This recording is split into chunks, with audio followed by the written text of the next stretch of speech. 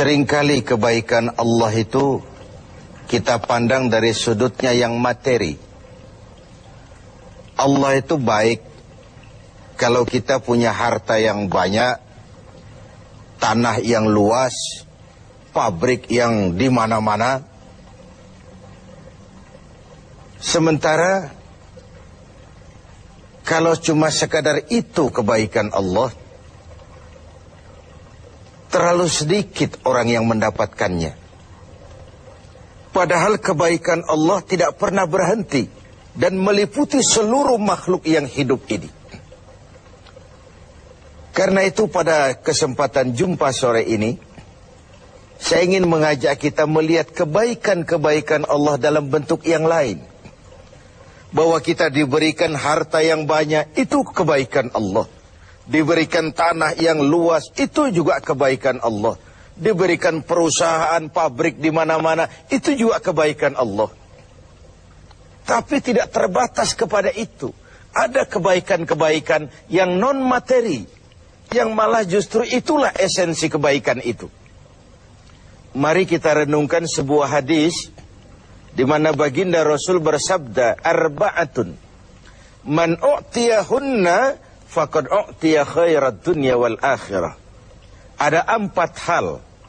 Siapa yang oleh Allah diberikan keempat hal ini, sungguh dia telah diberikan kebaikan dunia dan sekaligus kebaikan akhirat. Kebaikan dunia juga kebaikan akhirat. Ini berarti belum tentu yang baik di dunia menurut kita akan berbuntut baik juga di akhirat. Tapi orang yang diberikan 4 hal ini, dia sungguh diberikan kebaikan dunia dan juga kebaikan akhirat nanti. Apa 4 perkara ini? Yang pertama, qalban syakira. Orang yang oleh Allah diberikan hati yang pandai bersyukur. Ada ungkapan, my heart is my home. Hatiku adalah rumahku. Kalau luas hati, rumah yang kecil besar rasanya. Kalau sempit hati, rumah yang besar pun kecil jadinya. Kalau hati sempit, rumah pun kecil, kiamat namanya. Orang yang hatinya pandai bersyukur, bisa mensyukuri nikmat. Dan dengan dia bersyukur, semakin bertambah nikmat itu kepadanya. Banyak orang kaya harta, tapi miskin hati. Ini gejala zaman kita sekarang. Di tengah gemerlapnya harta, dia tidak tahu mau diapakan harta yang banyak itu.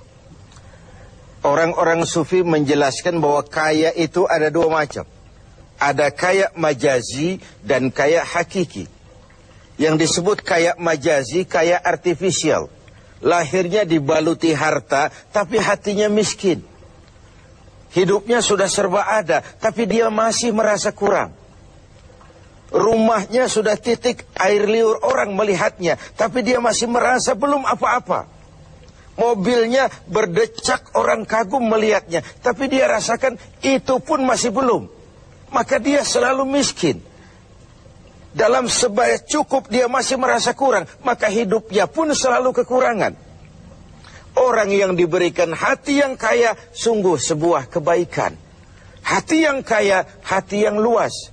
Kalau hati luas, tandanya 2. Bisa mensyukuri nikmat dan tidak mengingkari apa yang diberikan Allah kepadanya. Tapi orang yang hatinya sempit biasanya tidak pandai mensyukuri nikmat. Dan lebih celaka lagi ini, tidak senang lihat orang lain mendapat nikmat.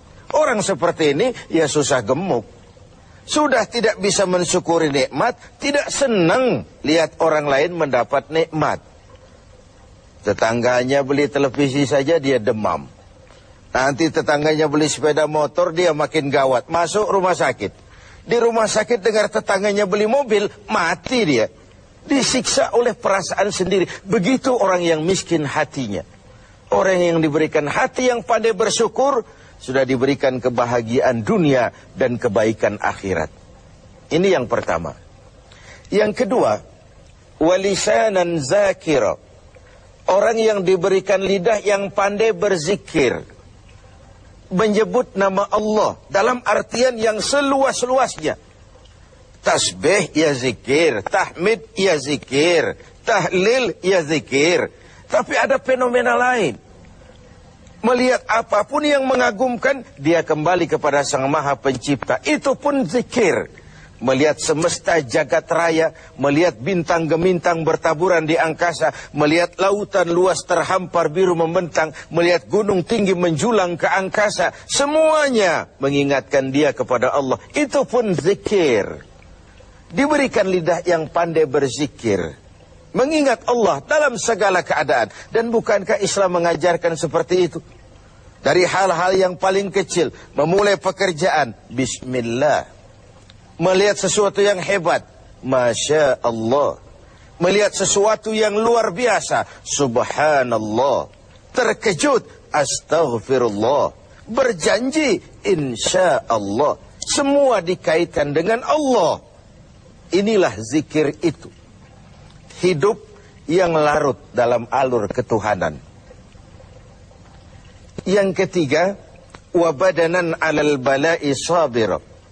Beruntung orang, diberikan kebaikan orang, kalau dia dikaruniai badan yang tegar menghadapi bencana, tegar menghadapi cobaan, kuat menghadapi tantangan.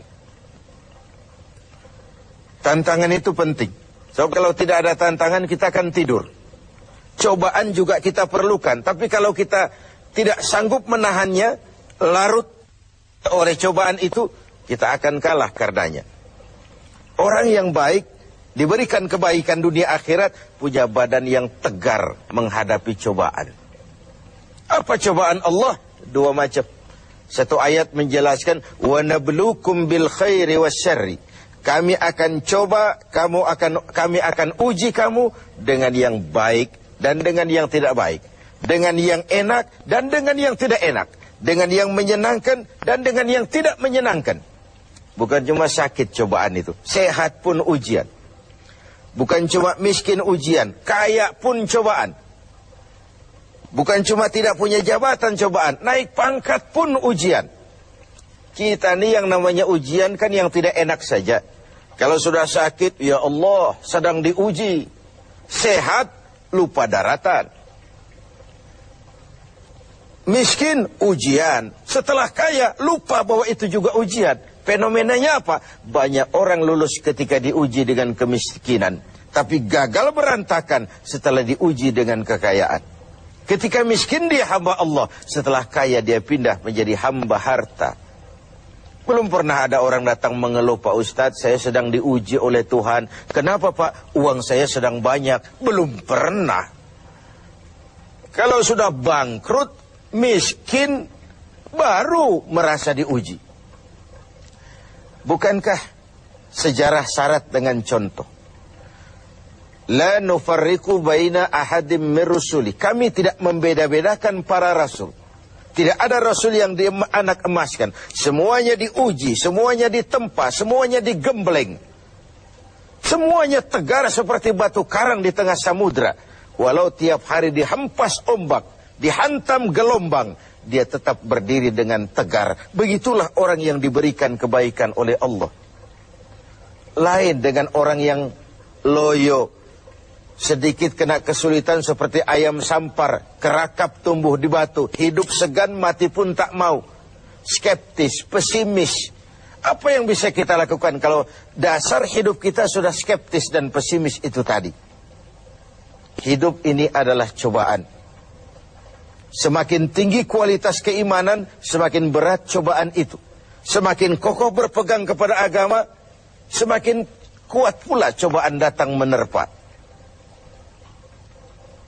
Yang terakhir, orang yang diberikan kebaikan dunia akhirat, wa zaujatan salihatan, diberikan istri yang salihah, pendamping.